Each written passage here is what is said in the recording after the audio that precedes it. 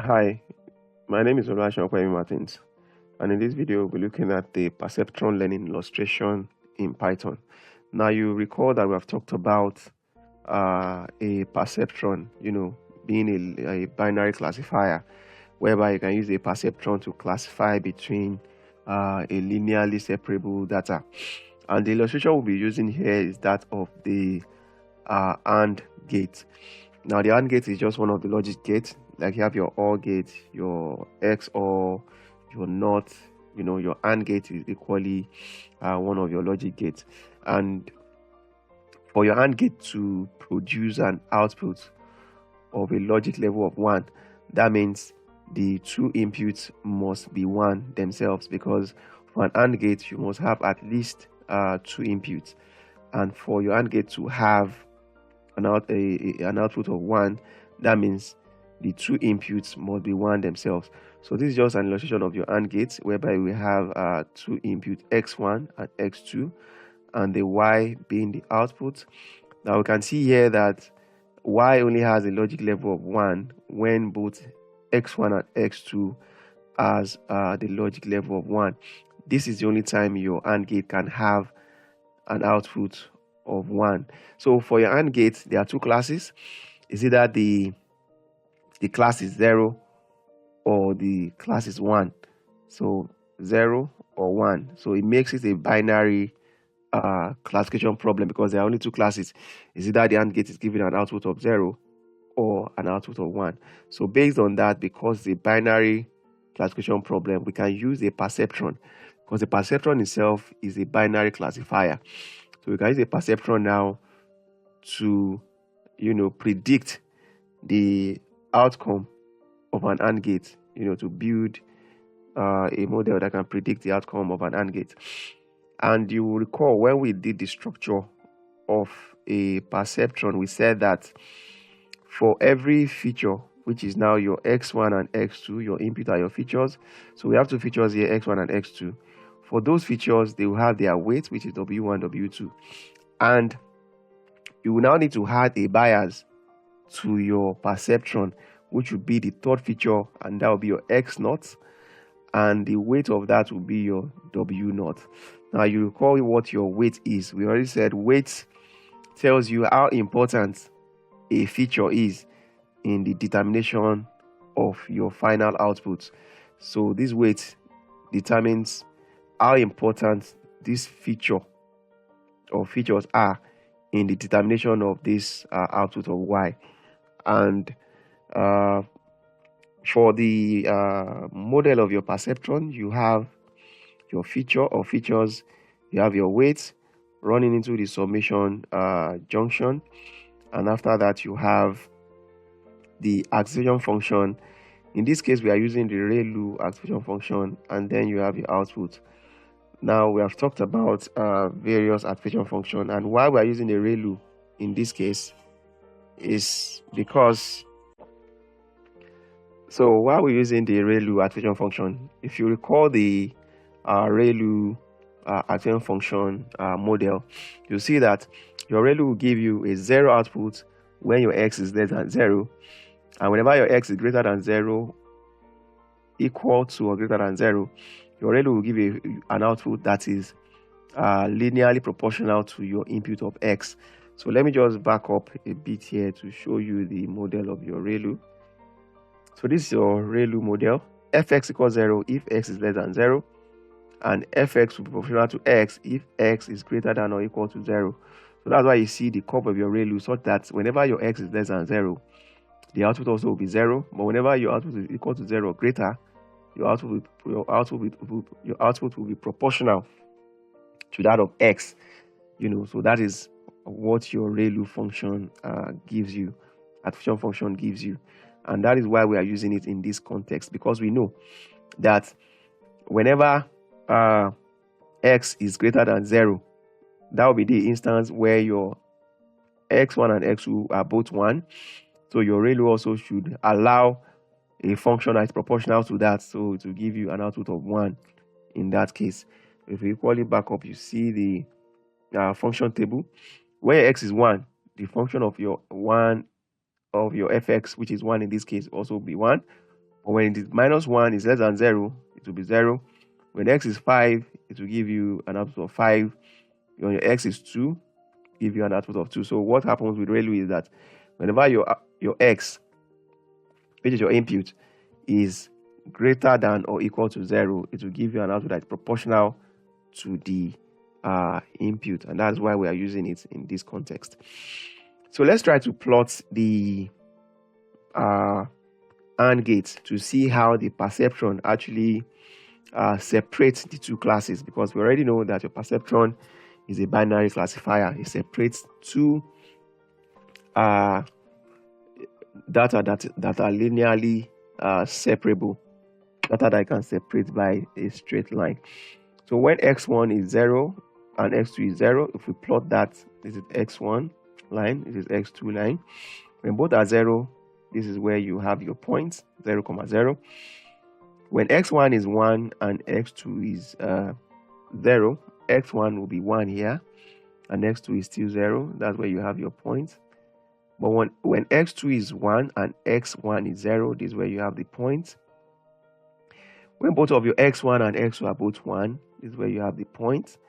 And we can see that all of these instances, 1, 2, 3, the output will be 0. And this is the only instance, 1, 1, when x1 and x2 are both 1, that you have the output of your AND gate to be 1, this instance. So this line is your perceptron, a binary classifier separating between two classes of data that are linearly separable, that can be separated with a straight line. So this line now separates when your class is 1 and when your class is 0. So that is your perceptron. So the model fx equals wx plus b. So wx is your weight times bias using the matrix multiplication. Sorry, your weight times your features using your matrix multiplication, and your b is your bias in this case. And that's what we're going to be doing in Python using the TensorFlow library to build a perceptron for your AND gate logic. So if I go to open my Python for you now, here is my Python, guys, and this is the first line where I'm putting in all my libraries. So I need to import the TensorFlow as TF, that is the TensorFlow library. Import NumPy as NP, and this line, which is import TensorFlow.compat.v1 as TF, because I have the TensorFlow of the 2.0 TensorFlow, and I want it to be compatible with version 1. I have version 2 TensorFlow, and I want it to be compatible with version 1. So that's why I'm using this line to make version 2 compatible with version 1. Then I'm using this line tf.disable _v2 behavior. I'm using this line to disable the behavior of v2 version 2 TensorFlow, which I have, that is not compatible with version 1. So I'm using this line to disable such behaviors. So I'm import warnings, because there will be some warnings because of this conversion that I'm doing, this compatibility that I'm doing. And I'm using this line also to say warnings.filter warnings in bracket syntax ignore. So I want to ignore all the warnings as a result of this compatibility that I'm doing. So if I run this line now, there will be no warnings that will be showing up here because of that. So this is where I'm putting in my inputs and the outputs. Like we already said, we have two features at least for an AND gate, x1, x2. The third feature is the bias, which is the x0. And I'm putting in my inputs, row by row in this list. So this is row 1, row 2, the second list, row 3, the third list, and row 4, which is the fourth list. So this is 4 rows, and my x are taking the columns x1, x2, and x0. So the shape of this input is 4, 3. And the 3 there, which is my colon, is serving as my features, which is x1, x2, and x3. And these are my outputs, corresponding output to these inputs. This is the only instance whereby my AND gate will be having a logic level of 1, and that is why you have the first list here representing the output of the first row, which is 1, and other instances at 0. And you also notice here that my bias, which is my third column, is having a logic level of 1 all through.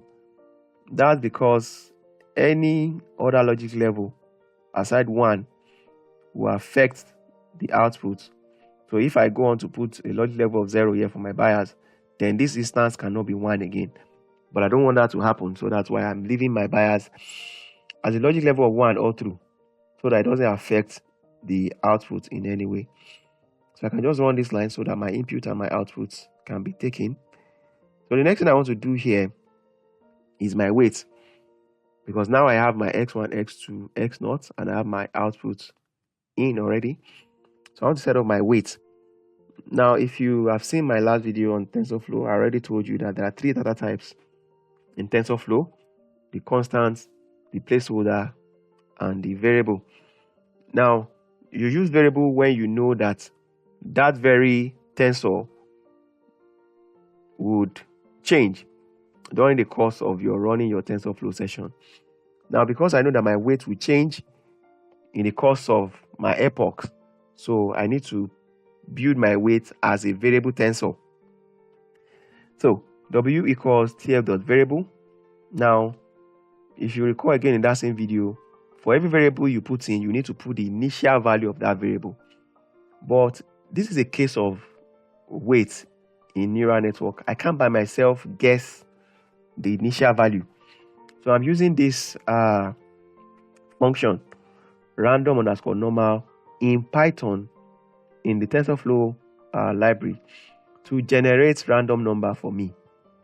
We can equally use your random, your truncated normal, other random generators, but in this case I'm choosing to use the random_normal to generate a random number for my initial value for my weight. So tf.random_normal, and the shape of my weight is 3,1. Now you worry that, okay, why is the shape of my weight 3,1? Now, you know, my weight and my feature, they are going to multiply in a matrix multiplication, and based on that, before a matrix, 2 matrices can multiply each other, the row of matrix A equals to the colon of matrix B, or the colon of matrix A equals to the row of matrix B. In this case, my input is my matrix A and my weight is my matrix B. The shape of my matrix A, which is the input, is 4,3, and the 3, which is the colon, represents my features x1, x2, x0, and my weight also corresponds to my features w1, w2, w0. So in that case, I need to make the colon of my weight, the row of my weight equal to the colon of my input, because colon represents my features for my input, which is what is corresponding to my weight. So that means I need to make whatever the value of the colon is in my input must be the value of the row for my weight. Let me just go to the whiteboard to explain this better. So this is my whiteboard. So this is x1, x2, x0. They represent my colon. So that means my row, the shape of this one is r,3, because I have 3 colon in this case. For me to have another matrix that will multiply this one correctly, right, then the shape of that one must be 3, colon, so that the colon here must be equal to the row here for it to multiply. So that's why for my weight, I need to make the shape of my weight 3,1, you know. So that will be W1, W2, and W0, corresponding to each of these features. So r, 3 in this case, for the weight it will be 3, 1, so that they can multiply. So that's why we have here 3, 1, 3, 1 in this case.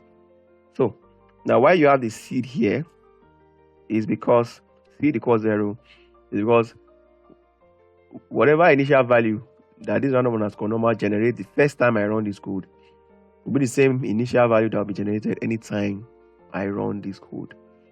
But if I don't put seed equals 0 there, that means anytime I run the code, the seed value that will be presented this time will be different for what will be presented. The initial value that presented this time will be different from the initial value that will be presented the next time I run the code. So let me just initialize this weight with the initial values.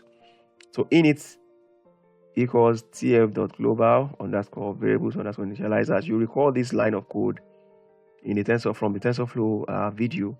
This is how you initialize the values to a variable in Tensor.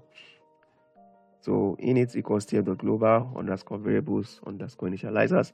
Then the ses, I'm using the ses equals tf.session. And what am I running in this session? I'm running this init so that this w can take the initial values of the random underscore normal. So print, what am I printing? I'm printing these very initial values. Ses.run w, ses.close. I'm closing that session. If I run this line, you see that these same values will be what the initial values of w will be again. You just note them. If I run it again, now let me just run it again. I've changed the seed. Okay, you can see here that that is the value that will be repeated because of the seed equals 0 anytime I run this line. But let's say I remove this seed equals 0. Let me just cut it. And I run this line. If I run it, you see that this value will change. Can you see that the value has changed? If I run it again, the value will change to something else. If I run it again, it will change to something else. So what that means is that my accuracy will differ anytime I run the code, and I don't want that to happen. So that's why I need to put the seed equals 0 so that anytime I run the code, I'll be getting the same value anytime I run this code as the initial value for my weight. So after that, my input x and y, they are placeholders because I have already put in their values, but I don't need them until when I'm running my code. So they are placeholders. So my x, which are my features, which is my inputs, that's the x. I know the colon to be 3, colon 1, colon 2, colon 3, so that I can multiply my weight, which is of 3 rows. So that is why I have x equals tf.placeholder into tf.float32, comma, the shape of it, of my placeholder, is none, comma 3. 3 colons, x1, x2, x0. Then why none here? I will have put in 4, 4, 3. 1, 2, 3, 4.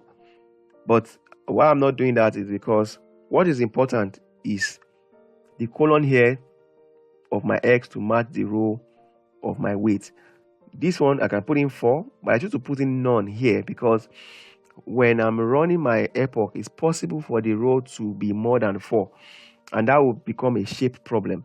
But this none here for this row will make it possible for Python to accommodate any number of rows that will come when I'm running my epoch, but the colon will remain as 3.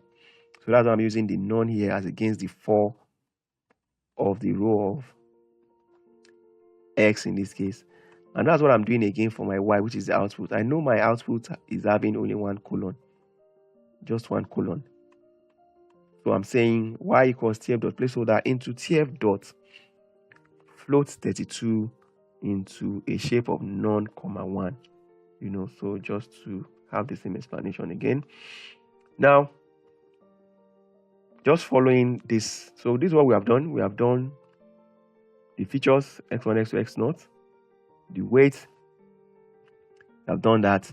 So now we want to do the running into the ReLU. So model output itself, the model output, model underscore output equals tf.nn.ReLU. So this is how you call the ReLU function in TensorFlow. tf.nn.ReLU into tf.mathmul,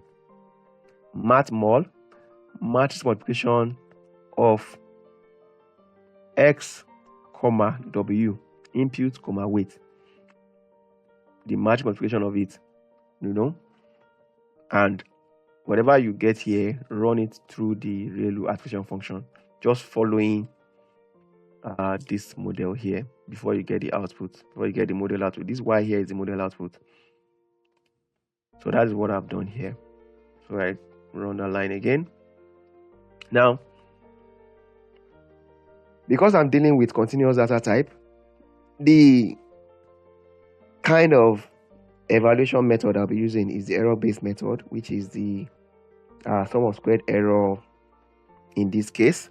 So which is my loss in neural network. So loss equals tf.reduce underscore sum into tf.square into model output minus the actual output, which is the y in this case. Model output minus the actual output.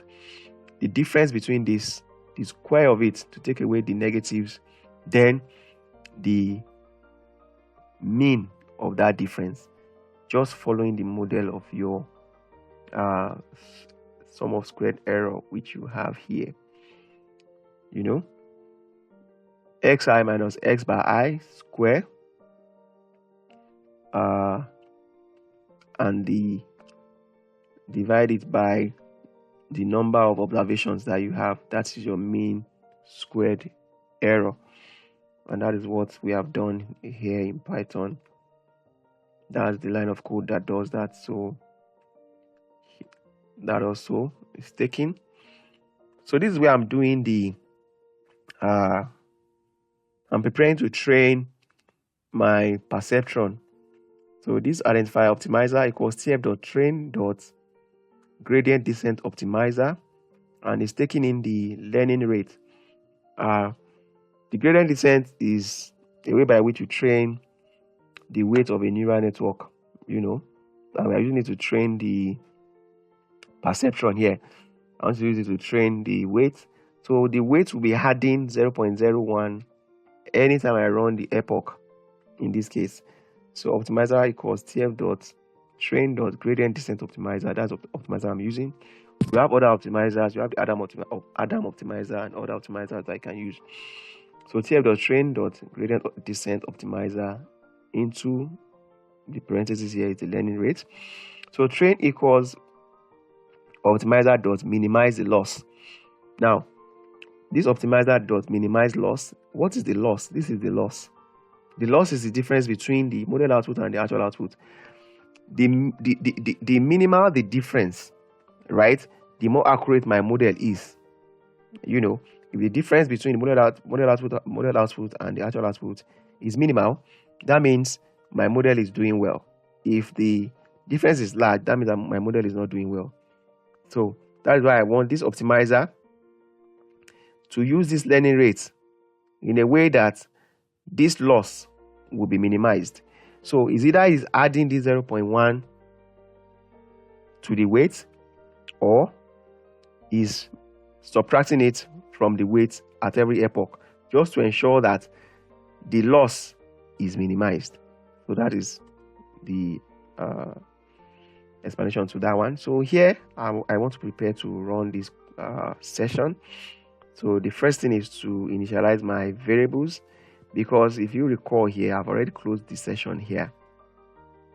So I need to reopen the session here, and the first thing I need to do is to initialize my variable, which is the weight w. So init equals tf.global underscore variables underscore initializer. Ses equals tf.session ses.run this init. So that initializes my w with the corresponding initial values from the random underscore normal. So this is where I'm actually running my Perceptron to train it. And I want to run for 1000 epoch. So for I in range of 1000, this is number of epoch I want to run. So in my for loop test.run, the first time I'm running is the train. And where is the train? This is the train. Train is optimizer.minimize loss. So that means my train needs the loss. And what does my loss need? My loss needs the model output and the Y. So what does the model output needs? My model output needs my X and my W. So in this session of test.run train, the dictionary I'll be putting here is the X, which is for inputs, and the Y, which is for output dictionary, and the cost, because my cost is my loss. So test.run, so my cost equals test.run loss, and my loss equally needs the X and the Y dictionary, because if you look at the loss, is the loss, is the loss, this is the Y in this case. You have the model output here. The model output requires the X. So that's why I have these two dictionaries here. So for every epoch, I want to print the epoch instance and the loss. So print epoch string, comma I, print this I. Then another string, the loss, print this cost. Because for every epoch, the cost will be printed in this case. If I run this, so we can see here that for epoch 0, this is the loss. Epoch 1 is the loss, like that. We can see that the loss is reducing up until the 1000th loss, which is the epoch 199. And the loss here is 1.1696 exponential minus 5. So that means this value is very close to 0, because exponential minus 5 means, that means 0.00001, you know, so that is very close to 0. So that means truly the optimizer has minimized the difference between the model output and the actual output. So here I want to print the final weight. We know the initial weight, but I want to know the final weight. So print this string final weight, comma sets.run, run the weight. It's going to give me the final weight. Also, I want to know the final model output. Print final model output is, comma sets.run, the model underscore output and the dictionary that model underscore output requires. Then print also my final cost is a string, comma cost.